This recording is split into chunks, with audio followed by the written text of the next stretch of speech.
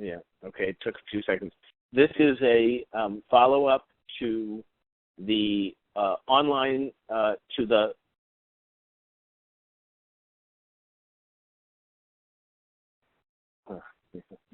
crazy stuff. Anyway, so this is a follow-up session to the List New York session on Long Island, and Bill was the keynoter. I'm going to take a minute and let him do a little quick introduction. We have with us a couple of the participants. The reason why we're doing this rather formally is that we record these sessions, and they're actually available to SANES members all over the state. So if someone picks up has access to this, I want them to know what it's about. So let me turn it over to Bill. You want to just give a little bit of a brief bio on yourself and your background? And Sure. Then I'll ask you some questions, and then we'll open it up. Okay. Great. My name is Bill Brennan. I'm a lead innovator here in Farmingdale Public Schools. We're a school district of about 6,000 students with 6 buildings. My work is predominantly around building leadership capacity around the use of technology to create, frankly, student-centered learning experiences. One of the key focal points that we're looking at is making that shift all the time in our classrooms from, what many have called the compliant classroom to a classroom of engagement to one of even empowerment. And so we've tried to develop the conditions and the capacity for it to happen not just in our classrooms, but from a professional development perspective as it relates to both teachers and school administrators. And so I'll talk a little bit today about how instruction has always been the driver of all this, asking the question of what is it we want kids to learn, and then the use of technology has been an accelerator to that entire process. Okay, sounds pretty good. I'm just going to ask a couple of quick introductory questions, and then since we have some participants, perhaps they have questions they want to ask. Maybe you can give us a little bit of a background on actually what you covered in the keynote. What was the topic of the keynote? I have your slides if you want to show them. If you just want to talk about it, it's fine. Yeah, I can speak to it. And, really the topic for me has been about this concept of creating relevance. And when I say relevance, I mean relevance as an individual. From a teacher perspective, from an administrator perspective, are we relevant in our role as it applies to our function in the school? And we've done a tremendous amount of dialogue and discussion here in Farmingdale as to what a relevant learning experience looks like from the perspective of a student as well as from the adults, if you will, through the organization. In my keynote address at SANES, I had shared some stories about how building perspective is really the key towards achieving relevance. And so I shared during the keynote that day that one of the big shifts for me was spending a week as a high school student. I was inspired by an experience I had with my daughter, and I just truly felt the need to live as if I was a high school student for a week, to immerse myself in their world, to truly build a perspective so that I was, I guess in a sense, more valuable in my role as a leader here in Farmingdale Schools. And it was an eye-opening experience. It's helped me to understand what it is students and teachers truly need, and that continues to be my approach in terms of learning the culture, the values, the beliefs, and things like that in our organization. So what do students really need? Well, it's interesting. Students have grown up in this hyper-connected world, right? One that we didn't necessarily grow up in.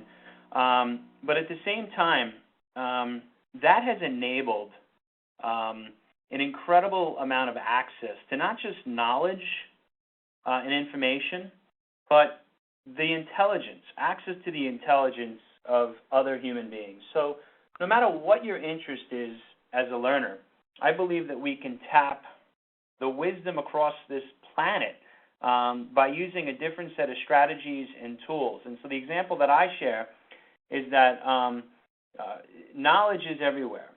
Having the skill set or the tools to tap it is a whole nother process. And so students, I think, crave not just the digital tools, but purposeful and meaningful learning while using these tools. So as I've often said, like, the technology is not the driver for us as much as it is engaging in deep, purposeful and meaningful learning. But we're finding that technology is something that students certainly feel, when used the right way, more engaged in the experience. And I'll just share that it's about being able to collaborate, communicate in different ways, but most of all, to really synthesize and present their learning in different formats, certainly different than the standard traditional classroom. So we see it as an opportunity to give students voice, to give our teachers voice, our administrators voice, and to level the playing field when it comes to learning. Sounds good. Mary or Desiree, any questions or anything that you wanted to ask Bill as a follow-up to? You did 2 sessions, right? Your keynote and also a workshop. Yeah, that's correct. I did about an hour and 15-minute keynote that was also a mix of some facilitation. We took a look at a video of my son, who at a very early age of 7 months had gone up his first step in the house. And what was interesting about that story is he reached for the technology, perhaps as a motivating factor, but we also kind of looked at his journey up that one step. What was interesting, Jeff, is that as a child, he struggled to get up that one step. But at the same time, the kid never stopped smiling. And so the moral of the story that becomes, as adults, how do we create the conditions in our organizations for people to be comfortable with that struggle, to be comfortable with breaking out of their comfort zone? How do we make that as like an exhilarating experience that is oftentimes so easy for kids? And so difficult for adults. Some adults, yes. And the point of sharing that wasn't directly about the fact that he picked up the technology and used it like he had been around it his whole life, but it was more or less about us taking a dose of perspective through this example. And what I mean by that is, many times I think school districts, and I shouldn't say school districts, but us, we work in school district. I feel as if we almost romanticize to an extent what technology is. And there's a great article in ASCD the other day that many people, when trying to describe mobile learning, will go directly to a device. They'll describe, they'll use a noun. They'll say it's an iPad, they'll say it's a tablet, they'll say it's a Chromebook. And what the case is here is that they make the argument that we need to use more verbs to identify what it is these tools are meant to do. And so the moral of the story with this video is that it's not technology unless you were born before it existed. And for my son, who's actually now almost 7, he or my 2 other kids will never view a iPad, a tablet, you name it, as technology. It's just a tool that they've grown up with. And so that becomes part of our storytelling, part of our narrative, and the way that we look at our roles in the classroom. Mm-hmm. So, Mary and Desiree, any questions? Yes, my question to Bill, as the lead innovator in your district, how did you first start having the conversation with the teachers around technology? Well, it's interesting. It's an interesting question. I had spent my 6 months here on the job, truly, and I mean this, spending time getting to know the teachers and even the students, trying to make it was almost like a research process for me. And so I started to kind of uncover the way that they were using technology, good and bad. And then once I had the platform, which happened to be Superintendent's Conference Day, shortly after, the superintendent asked me to give the keynote address. And I was able to kind of put out there to the audience high leverage uses, sharing the uses that our teachers are already doing, but also stretching their minds and saying, hey, look what our friends all over the world are doing. and I was able to use that because of the network that I've created, on Twitter. And so when it comes to having the conversation, it was really a matter of building the relationship, understanding where we were, and then being able to hold a vision, if you will, while remaining committed to seeing what our current reality was. And so if I could just say, like, it was one of those things where a good percentage of the faculty said, I kind of want to go there with this. I kind of want to do this. I like what's going on here. I like the way students are going to enjoy learning and teachers can enjoy learning when using technology in effective ways. And so at the end of the day, the reason why this actually caught even extra momentum was when the principals and many teachers emerged as innovative leaders throughout the organization.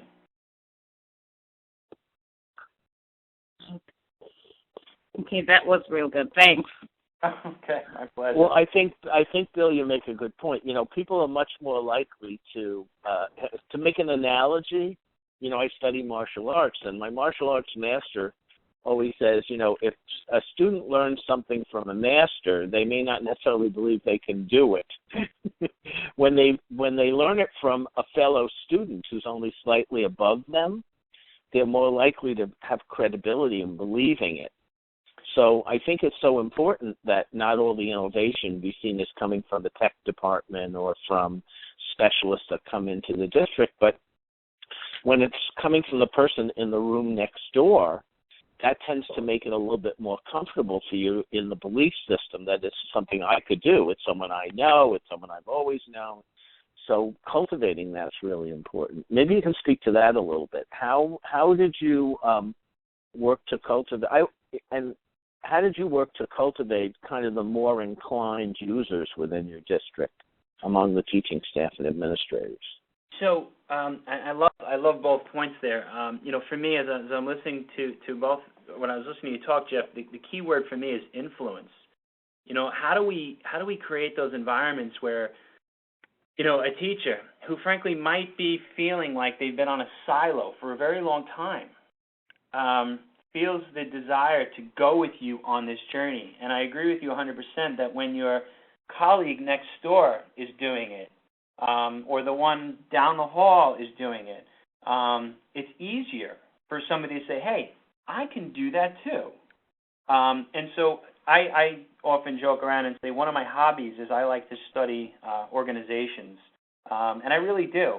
I like to understand the dynamics, socially, how people connect, and how knowledge spreads to ultimately impact our behaviors and practices. But to answer your question about how did we do that, I mentioned this week that this is not about training. To me, there's no such thing anymore when it comes to training, as much as it is creating the environment for first people to feel psychologically safe.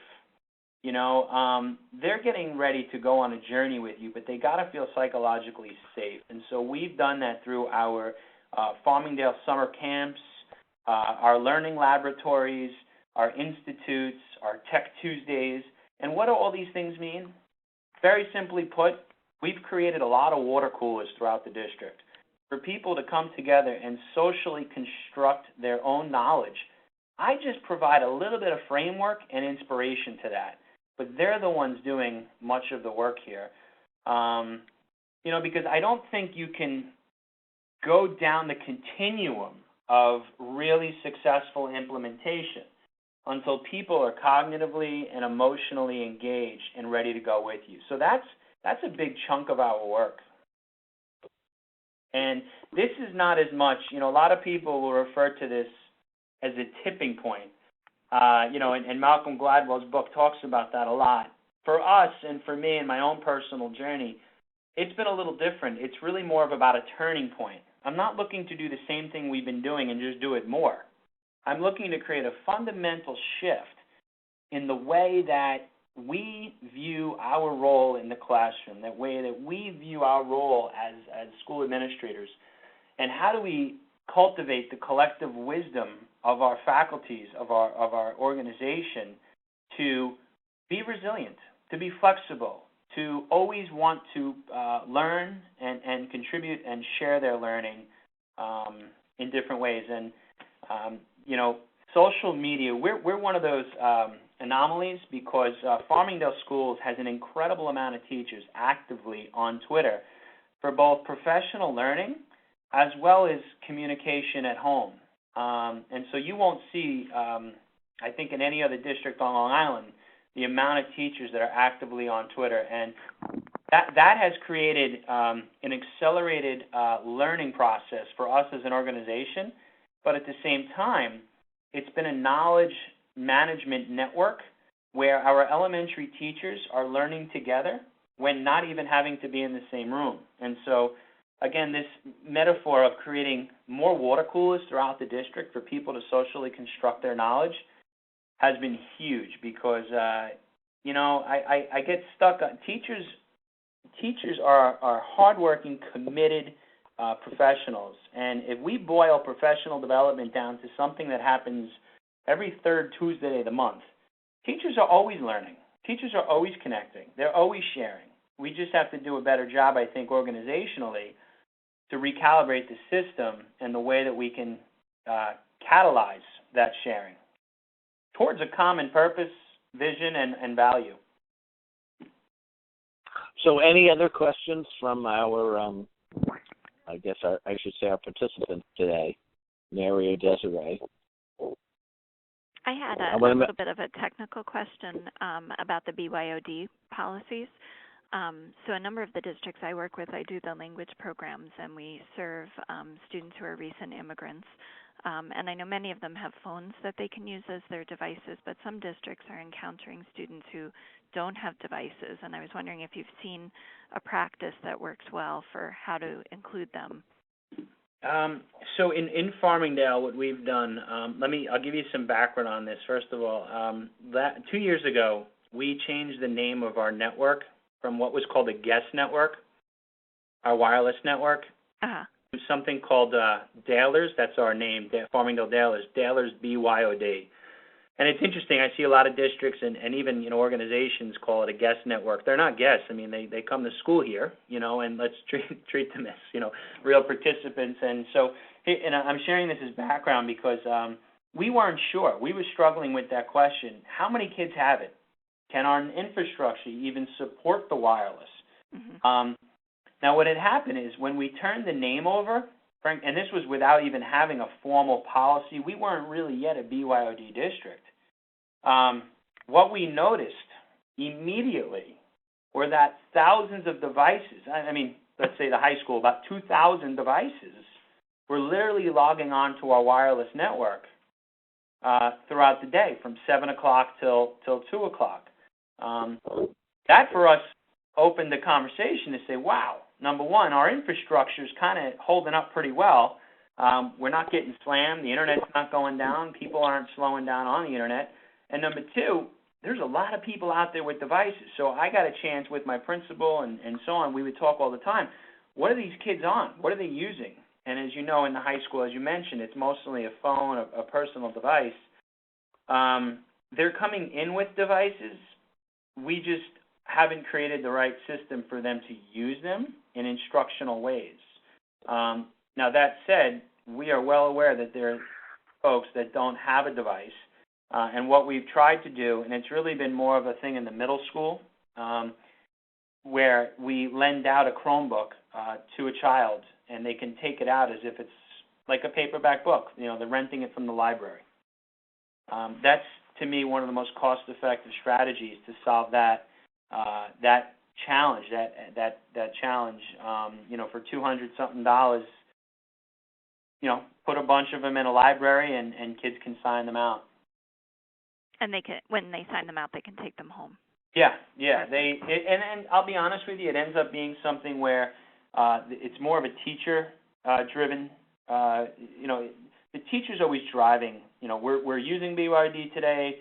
Maybe we're not using it, or frankly, here's what we're doing today. You have the choice. Do you want to use it or not? And so we try to leave that up to the student. I don't have exact metrics on how many kids have been taking them out, but I think what we've discovered is we underestimated. I mean, we thought there'd be a lot more kids that would not have devices. Uh-huh. And, there's a lot of research out there nowadays. I'm trying to think if it's the Pew Research Center and Student Voice and Student Speaks and things like that. They have captured some data around this idea of how many kids really don't have it or don't have access at home. And I'll tell you, even as someone who's been pretty tech savvy for quite a while, I'm amazed at how they just use their cell phones or even iPods to connect to the Wi-Fi and, operate in a BYOD environment. Right. Another question for you, Bill. At the conference on Tuesday, you spoke about the Google App Store that teachers can utilize. Could you elaborate some more on that? Oh, certainly. So the portal that we have is play.google.com/edu. And so if your district is a Google Apps for Education, if you're part of that program, you can very simply register through play.google.com/edu and set up in the back end a system by which teachers, administrators, or even students can go in and get apps that they need or extensions that they need to be used on, really essentially in Google Chrome, whether you're on your own personal device or on a Chromebook. It's your personal device or the school device, and that's it. It's largely most of the apps that I've ever seen in iTunes exist in play.google.com. I mean, it's the only benefit. The bigger benefit I'm seeing is not the breadth and depth of apps in play.google, because frankly I think there's too many, and I think Google does a nicer job of figuring out what are the good ones versus the bad ones. So it's, I think, an educationally driven ecosystem, and you'll see comments left by teachers that say, hey, this app was good for this, and so on and so forth. Now, what happened, if your district is not part of, the Google app? Is that a conversation that we need to have with the district? Yeah, so, I'm not 100. I'm pretty sure that you might be able to get access yourself to the Google Play Store without having a district subscription. That being said, I think it's very smart. I think it's very wise to, when you're going down this road, to always do these sort of things under the umbrella of the district. One of the things that we noticed, and I will tell you, I think every district out there faces, is our students and our teachers are constantly looking for solutions to collaborate and do instructional related things. When I did my experience as a high school student, I saw kids all over the place using Google. This wasn't under the Farmingdale Schools domain. And so why wouldn't I want them doing it under there? So for us, it was like a real quick, let's jump on that. We got to do that, and we want them to do this under the domain of Farmingdale. It's a very quick, simple process to get the thing set up. And I can't think of a reason why any district would not. Bill, actually, I had a question for you, which you would open the door to, but something that and perhaps maybe you're so ahead on this. But one of the challenges was not a dearth of applications, but too many, and people starting to talk about, is it, are we wasting our efforts, or is it harder for us to collaborate if all of us are picking our own individual boutique things to do things? So have you had any conversation about maybe establishing standards, or these are some things, not that you would necessarily restrict someone from using anything, but kind of these are the ones we think would probably be good to use, so that this way it's easier to work together, share resources, like a book creator, having one as opposed to having 12. So maybe you can speak to that a little bit. Yeah, I absolutely. That's such an important point. But let me just say too that I think what we're seeing out there, and I hear this from teachers all the time who call me or email me and say, I can't do any of this stuff in my district because somebody's blocking this. I got to go through 15 to get permission, and I feel so bad for these educators who are going above and beyond what they have to do, and yet run into walls all over in their own district.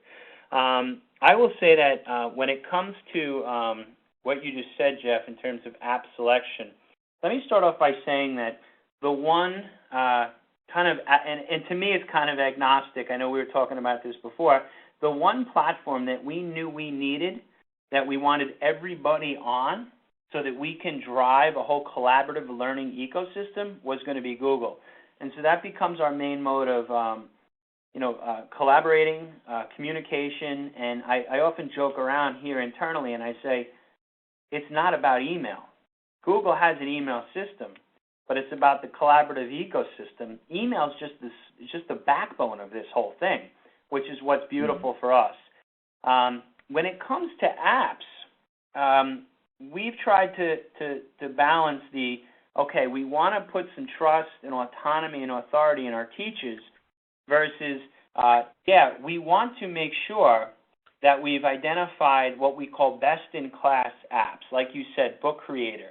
Our reading teachers, our ESL teachers could be using this app, and many of them do. And what we can do is we can push out the best-in-class apps to the folks that need them.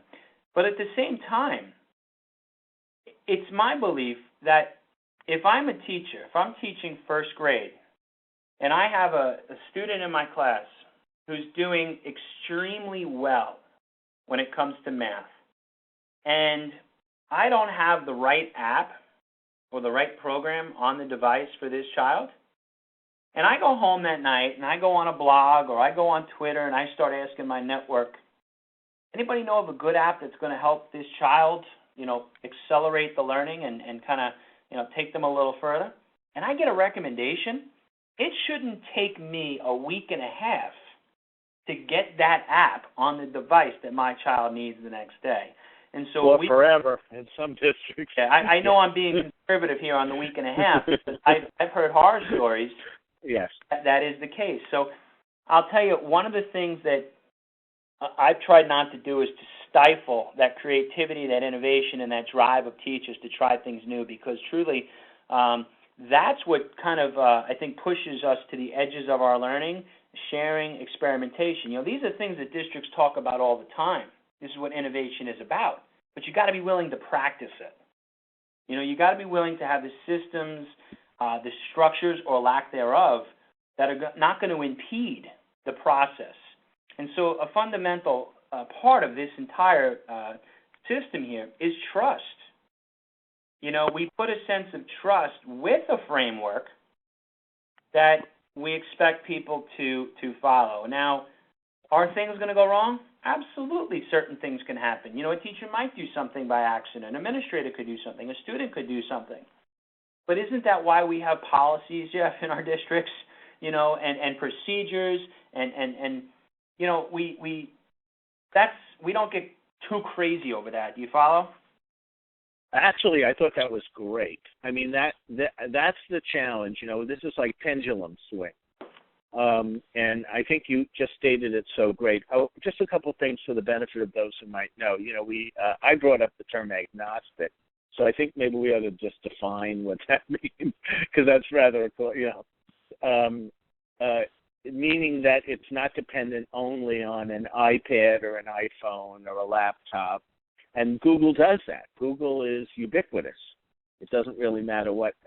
So I think that's important. If you're going to pick something, it's something that you don't need a particular device for. And the other point was, and maybe you can repeat what you call them, kind of best pick. Not necessarily saying you can only use these, but here are some ones we've looked at, and they've proven reliable, and we think if you use them, it might facilitate greater collaboration if a lot of people are using it, but it's not a hard and rigid choice. You don't have to only use that. What was the term that you used? We call it best in class. Best in class, yes. product that has been, vetted, if you will, recommended by, it doesn't always go through me. It's really a recommendation often that comes through a staff developer or right. teachers or grade level, and they'll say, hey, Bill, this is something I think we should have out, whereas the decision-making around that has become so fluid and spread out through the organization. It doesn't reside in one office or one desk. And that is huge, and I still see so many schools struggling with that. And then the last piece was to don't lock it down too much, because then you eliminate the innovators who are going to find something new or the specialized needs of kids. Because one size fits all doesn't work. I think in education, especially I'll just speak for the last 5 or so years. I can't think of a more important time to not just try to, and I hate the word reform, but I'm using the term recalibrate. If we could recalibrate our schools to provide relevance, more meaningful experiences for both our teachers and our students, that's the focus of our work here. We have created a whole different type of learning experience for our teachers.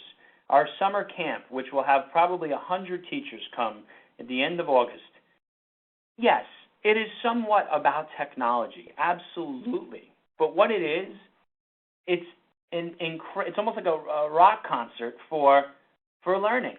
And if I can say one word that always comes up from my teachers and from the administrators and people that come from out of district into this thing, is the feeling of rejuvenation. That I feel like I'm rejuvenated, I have a sense of purpose, and that's what it's about, because you're not capable of going on that journey unless you're not feeling like that. I really believe in that. I know again I keep a line. Any of our participants have any questions or comments to add? If I can just add one thing too, Jeff, and we'll feel free to cut me off if anybody has a question, but I want to add one important critical piece of this whole thing now is, although we want to have this autonomy and authority, the framework that we provide is not only just in the identification of good apps that meet the curricula and instructional goals, things that personalize and individualize the learning experience, but we also have a keen eye nowadays, as we should always, on student privacy. And so one of the things that we've been creating is really a framework when it comes to the selection of apps. And I think we've all lived in this world where maybe our child or a student goes in and gets an app that costs 99 cents, but next thing you know, there's all these in-app purchases, and by the end of it, you've probably spent $10 on the app. The second part of that is, what sort of information is being collected as students work inside these apps? What are they asking for? Personally identifiable information, first name, last name, so on and so forth. So we have our eye on that, as should most districts. We should have some sort of workflow and create awareness among our teachers that says, hey, we got to be aware of this. What information does this app collect? And what information are we allowed to provide? We have to strike that balance of, we want to kind of help you have choice and autonomy in this, but at the same time, there are some rules around this that we have to be aware of. So we're working hard to get those workflows out there and aware to our teachers. I think that's important today, given the data privacy concerns that exist. Well, you also brought up, as you know, a lot of apps, these are profit-making enterprises, and they're developing apps. How do you make it what's the process for teachers being able to get access to apps? Because I know that's been even a struggle, even with with Apple. How do we do this? So I'm going to tell you how we're doing that. I hear all the time, as we said before, it takes me forever. I can't get it. I end up just buying it on my own. The way that this works is we we know that in the play.google.com/edu site, they're very specific and clear. In fact, when you go and you look for the app, it actually will specify in the description no in-app purchases, or there are in-app purchases. And so what we're able to do now is we're able to say to a teacher in first grade, I'm just going to, here's your name. It's, Mrs. Smith, and Mrs. Smith has some devices, and she wants to get some apps for her class. She can go into the store, and I will have assigned a purchase order to her class. So in the past world, when it comes to districts that are using, whether it's iTunes or whatever it is, it doesn't matter to me. Right. Concept. We've had to go through, okay, I'm a teacher. I have to ask my curriculum person or my principal or my lab tech, hey, can I get this? And then it's a matter of, okay, let me go to the next person who goes to the next person who finally gets to the person that can push the app out to the device. At the end of the day, it's taken too long. And so with this system we're most excited about, the Google Play ecosystem, we're essentially able to associate a purchase order with a teacher for the year, and they can draw off of that purchase order. So you're basically doing it the way they used to do classroom supplies, where a teacher would have a budget, and as long as they ordered from the catalog within their budget, they didn't have to go through approvals to get pencils. That's basic. It's a great point, but the difference here is though, from the tech side of things though, like I said, you can be sitting on your couch. Hey, you could be sitting in somewhere, Florida or California, and you want to send this app out to the student that needs it. Now let's just make believe it's one student. You don't want to give this app to every student. You can actually choose the student you want to send it to, and that kind of attaches itself to their profile in Google. So when the child comes in, wipes their picture, whoa, I got a new app here. And I'll tell you, you should see the kids' faces when they see that. I've seen it in our kindergarten classes, and they're like, oh, we got a new app to play, and they say play with because they think they're playing. They got a new app, and this teacher put a new app out on the machine, and they get kind of excited. That sounds great. Yeah. So again, I had opened it up. Any questions from the problem with having only two people is you get a lot of responsibility question-wise, but any questions you might have? I want to make sure that I'm meeting your needs, because while we want to definitely do these recordings so they're available for everybody, we certainly want to make sure that we're accommodating the needs of participants in extended conversations around their interests. So any questions for Bill, who of course is a wealth of knowledge? I'm learning so much about the under the hood stuff, problem solving that I think a lot of districts don't do a good job of thinking through. Anybody? Now, I have another question for you, Bill. You talked about the students receiving the app. So is there a note that each class will, or each teacher will create for his or her class, where the student will have their own profile? And is that done through Google? Hello? Yeah, did you hear that, Phil? I did. I heard. I don't think she finished though. I didn't hear the end of it. No, and is that done through Google? Yeah. So everything's done through Google on this. Our students have accounts in the system. We operate a closed campus when it comes to email. But what happens is the app itself becomes associated with the child through their account. And I think I may have mentioned this the other day, but I'll mention it again.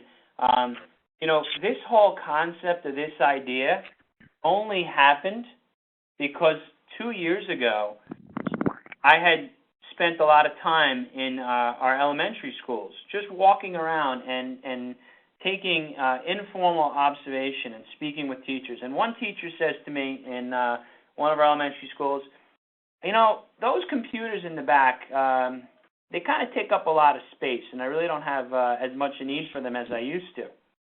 that created a whole new conversation district-wide with the principals and the teachers saying, okay, I know what the cost of this PC is to replace it. I know how often I have to replace it, and I know how many of them I have throughout the district. Is there a way for us to buy down the costs, of getting to something that is much more meaningful to our students and to our teachers? Now, not only have we provided a better device that allows us to do three things: better individualized instruction, better personalized instruction, and then even create what we're calling creation zones, where kids can synthesize their learning. You know, Jeff, you mentioned Book Creator. There's so many apps out there where kids can actually not just consume knowledge, but create based upon their learning. And so that has been the focus of our work here. But we're trying to do it without spending any new money. Google, for example, when we switched to that, we were able to take that savings and essentially put it into the hands of kids and teachers. And that's what we're trying to do. Constantly buy down our costs, streamline all of our operations around the biggest goal of all, which is creating the best learning experience for our kids and teachers. Was that helpful? Yeah, I think that was Desiree who asked this. So I have another question for you, Bill. All the deep ones. I think I've talked to tech directors in districts, and and what they've said to me is, I have the knowledge, but I don't have the power. So because as a general rule, directors of technology are not in the strongest positional power, say, as compared to an assistant superintendent for curriculum. And they've often said that can be frustrating on a number of levels. One level you might not even, will be where people are really actually purchasing things that are incompatible with what our networks are. But it's also been about, even trying to innovate in the way, making the switches, because I don't have the positional power. So I'm wondering how your position emerged, and how that fits in. How did you build this? You've talked quite a bit about how you built support with teachers and students, but I wonder if you can speak a little bit to the way you built support with assistant superintendents and superintendent and business official and the central office team to be behind this, because you couldn't have done this stuff without their support. You're absolutely correct, and none of this work would ever be successful if you don't have that sort of support. Now, I'm going to take you through this, but when you mention this idea of knowledge versus power and positional power, I don't know if it's because where I am in my career, or if it's a matter of, I had done my doctorate at Fordham University, and I kind of went through an incredible learning process, learned a lot about organizational change, and then I landed in this great place, Farmingdale, and a lot of the things that I was speaking about during the early days when I was here was with the Central Cabinet. And, I'm going to try to simplify this as easy as possible, because we tried to build the understanding that things like Wi-Fi, things like a good infrastructure, we've heard this before. It's like the water bill. It's like the utilities. They need to exist. I often joke around that I do my best work in Panera Bread. All I need is Wi-Fi and coffee. And we have to get to a point where we can get to a current understanding of our reality. Like, hello, it's 2015. This is the experience we should provide for teachers and our kids. And I will tell you that this team here has been more than open to that. And, we always have this great cognitive discourse, and I mean that in the nicest way. Always trying to figure out, problem solve, and push each other's limits. In fact, I was having that conversation this morning with my business official, and we just constantly are pushing each other in a direction that makes us better. And so one of the big changes for me, as I think I mentioned before, was I had the opportunity, Jeff, on a number of occasions to do some keynote addresses across the state, and I was up in Connecticut in this one particular time, and I said to my superintendent, and I said, I just wanted to mention that I'm going to be doing this, and he says to me a couple of weeks later, he goes, well, would you be willing to do it here in Farmingdale? And I was like, amen.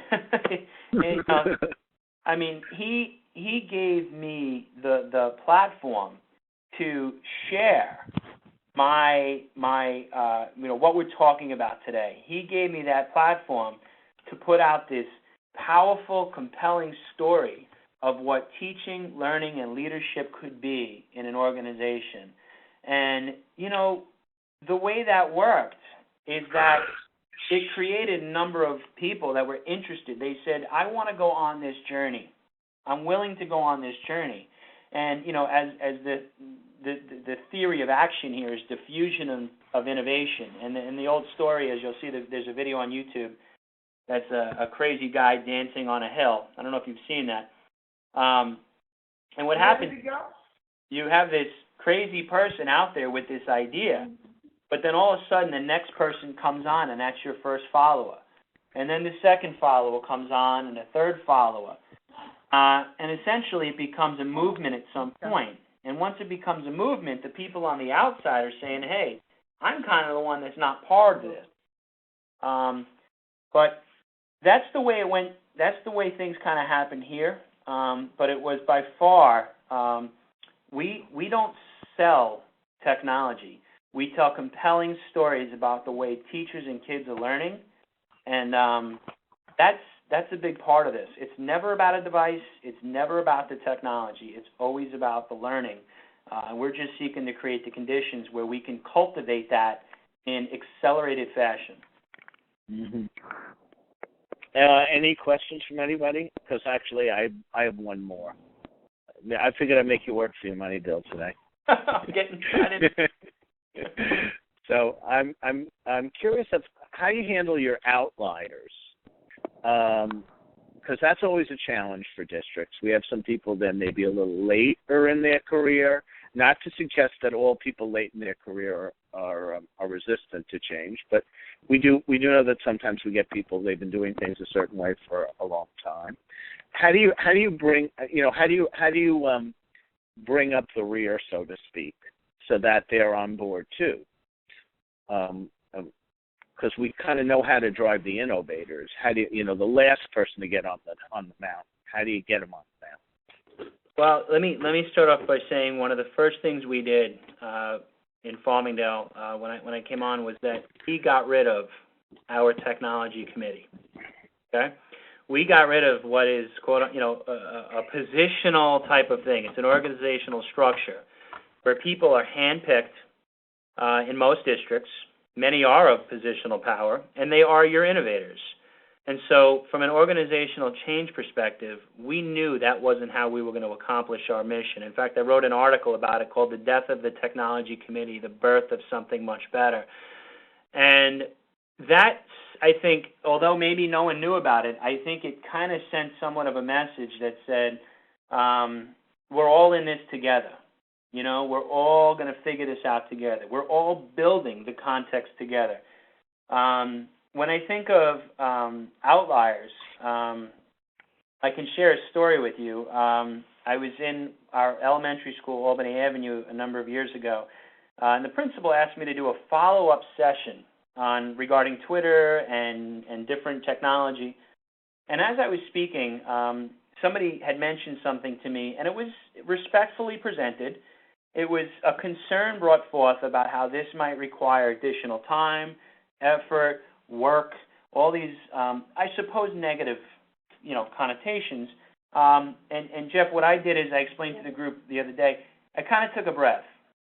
I took a breath, and what happened was 2 teachers stood up and started to tell their experience over the course of the year and how this has changed their life. They feel completely rejuvenated, refreshed, with a sense of purpose like they've never had before. And so that becomes, I mentioned the concept of water coolers. I might be we'll call it a chief storyteller, but we have many, many, many chief storytellers out there today. And that's what we've tried to do, and that's how you influence the quote-unquote outliers. And I'm going to tell you that I think the ones who have been the most enjoyable, I've learned the most from, are the veteran teachers who, feel a bit on a silo after so much time, but they're not always in that situation, but connecting them to the larger community has been key, and they learn so much more from them than we can from really anybody else. So we're not forcing anybody. That's the funny part. It's like we're not going to force you into using this sort of stuff. We're just going to set the bar pretty high and say, hey, this is what this stuff looks like when used in effective ways. We're going to model the daylights out of this stuff. This is what we're going to do when you come into a faculty meeting, any sort of meeting that you go into. And that has been part of our change process. In fact, we don't even talk about change as much as we talk about building momentum for more deep, rich learning experiences. So the camps have been a huge piece of that. Our Summer Tech and Learning Camp, our learning laboratories, our institutes, our collegial circles, our Tech Tuesdays, because they create these conditions. It's like a psychological safety where it's okay to not know what we don't know yet. And we're all at that point. We know we don't know what we don't know, but we're about to go learn it. And so it's all in. There's a sense of common will and collective commitment to learning. In a way, Bill, you've come full circle. You started out with your kid not seeing this as technology, and in essence, what you're saying is, if this just becomes the way adults use things and do things, eventually they may not see it as technology either. It's just the way we teach. So I think that's a powerful message. Any last, before we wrap up, any last questions from our participants? No, but I do thank you both very much. No, thank you. Thank you for being on here on a beautiful Friday afternoon. It's a pleasure. Yes. So just to let you know, these sessions are recorded. I am creating a playlist in YouTube, which is, as you know, part of Google. But those are unlisted, so they're really only available to St. East members, and of course anybody who participates in any of the Lift New York programs. And you'll be seeing the link. I'm going to probably be putting the link in the invite to the next session, and I'll do that each time. And that'll be a playlist, so you'll have a copy of all the ones that are in there. I didn't put it in the invite for Karen's next week yet, but when I send the reminder, it'll be there. Okay? And thank you again, and we hope you'll participate in the other two sessions that are being scheduled on the 4th and the 10th. Okay? Thank you very much. Thank you, Bill. Thank you very much. Have a great weekend, everyone. Great. You Thank too. you. Bye. Bye-bye. Bye.